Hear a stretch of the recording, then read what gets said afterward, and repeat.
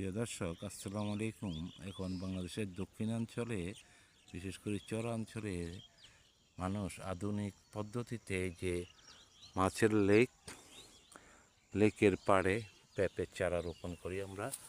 এই যে পেঁপের চারা, এই যে পেঁপের চারা, এই যে পেঁপের চারা, এই যে পেঁপের চারা। তো এইভাবে পুরো পাড়, এই যে দেখেন।